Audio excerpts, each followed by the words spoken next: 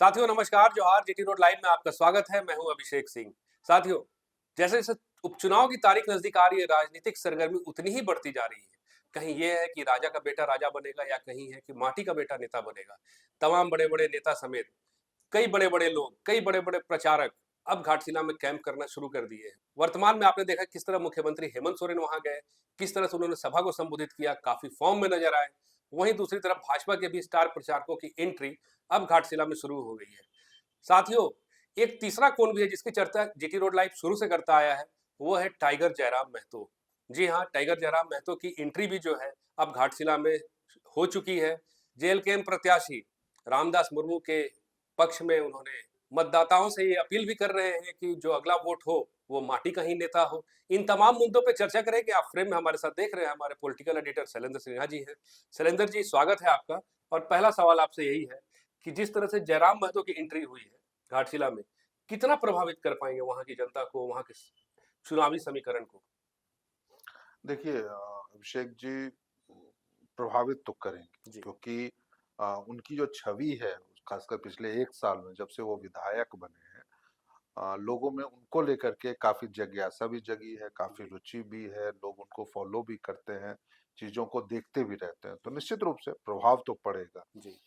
जो लोग उनके आज भी कह लीजिए जो स्वागत वाला आप जो वीडियो हम लोग देख रहे हैं या आप शायद दिखाएंगे भी, वो जी। वीडियो आपके पास है, जी। वो आप दिखाएंगे भी तो उसमें देखिएगा जो कैसे लोगों में उत्साह है उनके स्वागत करने को लेकर, पार्टी नेताओं में हो, कार्यकर्ताओं में हो और ग्रामीणों में भी हो, जो गांव में लोग जिस तरीके से उनके उत्साह कर रहे हैं, पारंपरिक तरीके से उत्साह कर रहे हैं और उनसे जुड़ाव महसूस कर रहे हैं, जो बिल्कुल आप करीब से उनके सामने जाना, उनसे अपनी बातों को रखना या कहना और उतने ही सहज तरीके से जयराम महतो का लोगों से मिलना, मतदाताओं से मिलना, समर्थकों से मिलना, अपने कार्यकर्ताओं से मिलना जो है, निश्चित रूप से वो उनकी छाप जो है वो घाटशिला के जनता हो चाहे मतदाता हो उन पे नजर आएगी आने वाले दिनों में, जितने दिन है, क्योंकि अभी लगभग 1 हफ्ता का समय मतदान में रह गया है, चुनाव प्रचार को खत्म होने में भी 4-5 दिनों का समय है, तो प्रभाव पड़ेगा, जयराम महतो का प्रभाव पड़ेगा उन चीजों पर। ये जी। अलग बात है जो कैसे आप उसको वोटिंग के रूप में अपने जी। पक्ष में करने की कोशिश नहीं, करते हैं, देखिए ये एक बड़ी चुनौती शैलेंद्र जी, होगी इसमें भीड़ तो। तो जहाँ जयराम जाते हैं वहां लग ही जाती है। चाहे हम्म। बंगाल में देखिए, अभी बीते दिनों बिहार में थे, वहां भी हम्म। बहुत भीड़ रहा उनकी सभाओं में, लोग सुनने आए उनको। हम्म। जाहिर सी बात है कि घाटशिला में भी भीड़ तो होगी ही होगी। बात ये है कि कितने वोटों को वो अपने ओर खींच पाएंगे, कितने वोट को कन्वर्ट कर पाएंगे उस भीड़ से। ये एक बड़ा मुद्दा है, जी। देखिए यही एक है चुनौती भी उनके सामने इसी बात की है, हम्म। क्योंकि चुनाव, ये उपचुनाव जो है वो किन परिस्थितियों में हो रहा है, जी। इससे बखूबी आप और जी हम बिल्कुल। सभी और घाटशिला की जनता भी परिचित है। साथ ही साथ यह भी बात उनके सामने है जो इस उपचुनाव के परिणाम का असर जो है वो झारखंड की राजनीति पर नहीं पड़ने जा रहा है। जी। कोई सरकार सरकार बदलने वाली कवायद इससे नहीं जी होने बिल्कुल। वाली है, या फिर आप कह सकते हैं कोई और दूसरा राजनीतिक उठापटक वहां पे नहीं होने वाला है।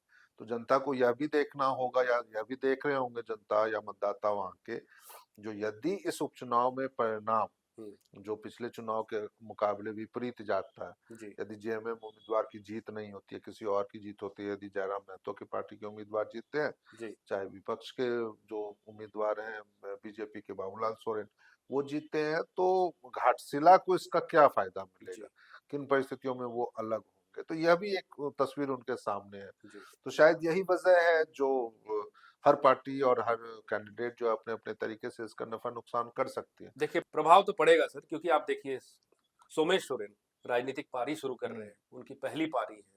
साथ ही साथ इसके भाजपा के खेमे में भी आप देखेंगे, एनडीए फोल्डर में भी, तो एक तरह से चंपई सोरेन का भी जो अस्तित्व है राजनीति हम्म। का, वो भी दांव पे लगा है। कहीं ना कहीं जेल गेम का भविष्य भी यहाँ से कुछ न कुछ हद तक तो निर्धारित होगा ही।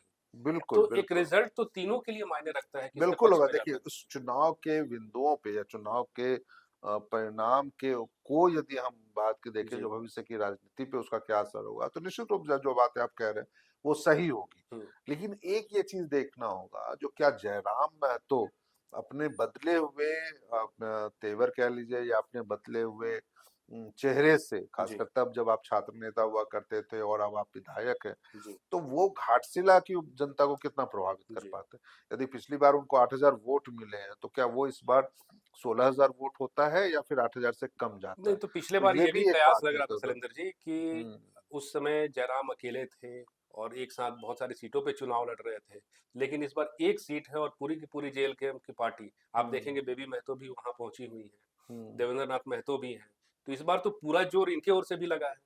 तो नहीं ये समीकरण बदलेगा वहां वोटों का कुछ? देखिए, लगाए तो जरूर है, जी उन्होंने अपनी ताकत लगाई है, लेकिन ये ताकत फिलहाल मुझे जो है ना वो उतनी काफी नहीं दिखती है, जिससे वहां पे जो अब तक का जो चुनावी रिजल्ट रहा है जेएमएम वर्सेस बीजेपी का, तो वो उसमें कोई बदलाव मुझे नहीं लगता दिख रहा है उसमें, क्योंकि देखिए एक बड़ा मार्जिन है। हम्म, जो मैंने पहले भी कहा आपको, जो 8,000 वोट पिछली बार उनको मिले और चुनाव में जीत का जो वो सबसे जी उच्च था, जैसे रामदास सोरेन पिछले चुनाव में जब जीते थे तो उनको लगभग 98-99 हजार वोट वोट मिले मिले थे। थे। तो मान लीजिए, चलिए ठीक है, आपको उतने वोट नहीं मिलता, तब भी आपको 50,000 से अधिक मत लाने होंगे जी यदि आप जीतने की स्थिति में आना चाहते हैं या 1-2 में आना चाहते हैं। तो वैसी स्थिति में और उसके लिए या उसकी जैसी तैयारी कम से कम पिछले 15 दिनों में, 1 महीने में, 2 महीनों में, जब से ये संभावना बन गई जो घाटशिला में उपचुनाव होगा, वो वहां नहीं नजर आई।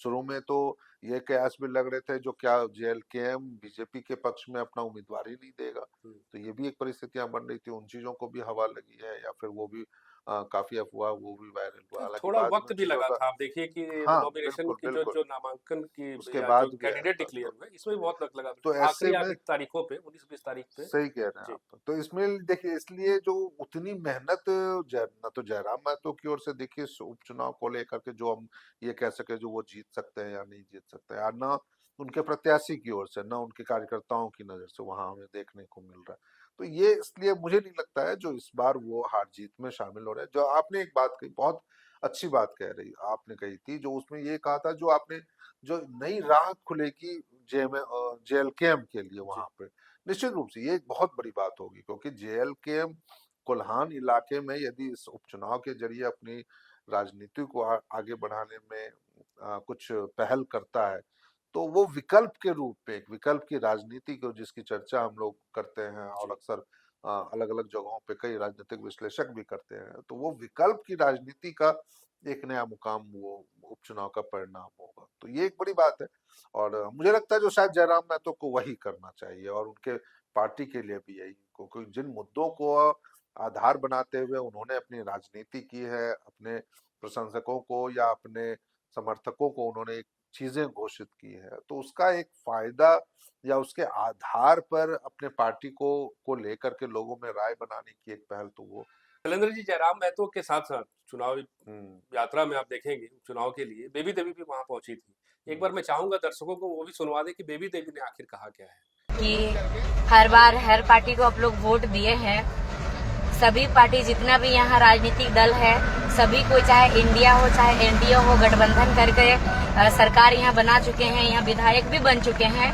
तो इस बार अपना बेटा को, माटी का बेटा को इस बार वोट दीजिए, रामदास दादा को, और वोट दे करके विजय बनाइए, क्योंकि इस बार का मतदान आप लोग पैसा में ना दे करके अपने आने वाला पीढ़ी को लेकर उनके लिए दीजिए, अपने बच्चों के भविष्य के लिए दीजिए इस बार का मतदान। और एक गरीब का बेटा को, क्योंकि हमेशा देखिए ये लोकतंत्र में भी राजतंत्र होते जा रहा, विधायक का बेटा ही विधायक बनते जा रहा, मंत्री का बेटा विधायक बन रहे हैं।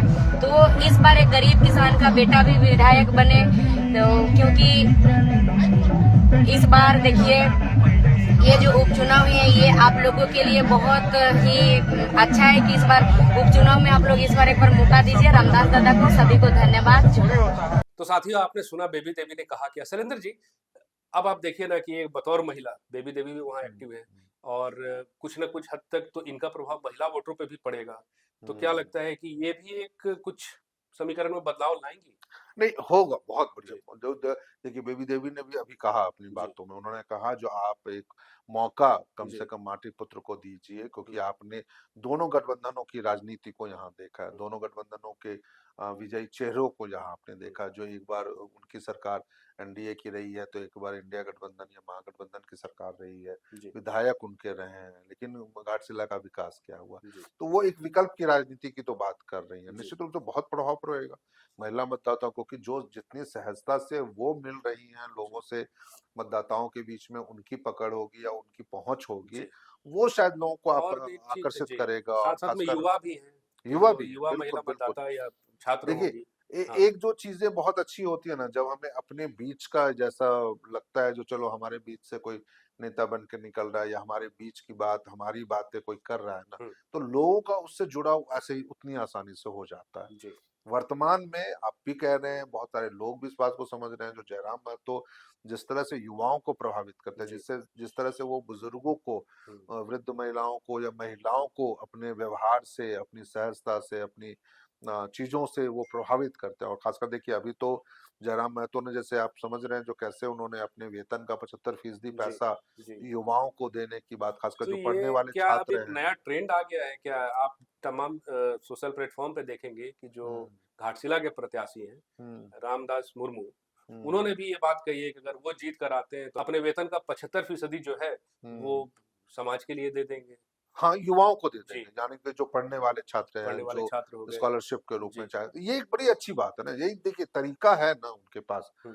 कम से कम यदि जयराम महतो ने इसकी शुरुआत की और अब उनके उम्मीदवार जी। इसको आगे बढ़ाने की बात कह रहे हैं, तो ये एक बहुत अच्छी पहल है। जी। इसको तो अप्रिशिएट किया जाना चाहिए, या फिर लोगों को समझना चाहिए। तो इन बातों से जरूर, चाहे वो बेबी देवी हो, चाहे जयराम महतो हो, चाहे रामदास मुर्मू हो, चाहे देवेंद्र नाथ महतो, चाहे पार्टी के दूसरे जो नेता हैं, वो लोगों के बीच में जब जाएंगे, उनसे बात करेंगे और उनको बताने की कोशिश करेंगे, तो भले इस बार उनको चुनावी सफलता जीत के रूप में मिले ना मिले अलग बात है, लेकिन इतना तो हम ये उम्मीद तो कर ही सकते हैं, जो उनके वोटों में इजाफा होगा, जी। उनकी चीजों में जो संभावनाएं वो आने वाले दिनों के नजरिए से राजनीति का देखना चाहते हैं, उसमें कुछ ना कुछ बेहतर होगा। ये एक बहुत अच्छी बात थी, जो जी। तो पहले बेबी देवी ने कही, यदि अब रामदास मुर्मू कह रहे हैं, जो वो अपने वेतन का 75% यदि उनको मौका मिलता है विधायक बनने का, तो साथियों, जैसे-जैसे मतदान और मतगणना की तारीख नज़दीक आ रही है, वैसे-वैसे घाटशिला में तमाम बड़े-बड़े दिग्गजों का अब राजनीतिक दांवपेच शुरू हो चुका है। बड़े-बड़े नेता चाहे इंडिया फ़ोल्डर से हों, बड़े-बड़े नेता चाहे एनडीए फ़ोल्डर से हों, वहाँ पे पहुँचना शुरू कर चुके हैं। और साथ ही साथ टाइगर जयराम की भी एंट्री अब घाटशिला में हो चुकी है। देखने वाली बात ये रहेगी कि अब जब 5 से 6 दिन रह गए सिर्फ चुनावी कैंपेन में, टाइगर जयराम कितना वक़्त वहाँ देते हैं और किस हद तक वहाँ के मतदाता भी जयराम से प्रभावित होते हैं। ये तो साथियों अब आने वाला वक़्त तय करेगा, और साथ ही साथ 11 नवंबर तय करेगा और 14 नवंबर भी तय करेगा, जिस दिन मतदान होंगे और क्रमशः मतों की गिनती होगी। तब तक के लिए हमें आपको इंतज़ार करना है साथियों। आज के लिए बस इतना ही। जाते-जाते आपसे वही आग्रह कि अगर आपने हमारे चैनल को सब्सक्राइब नहीं किया तो ज़रूर कर लीजिए, हमारे वीडियो को लाइक ज़रूर कीजिए, शेयर ज़रूर कीजिए, कमेंट ज़रूर कीजिए। आज्ञा दीजिए साथियों, नमस्कार।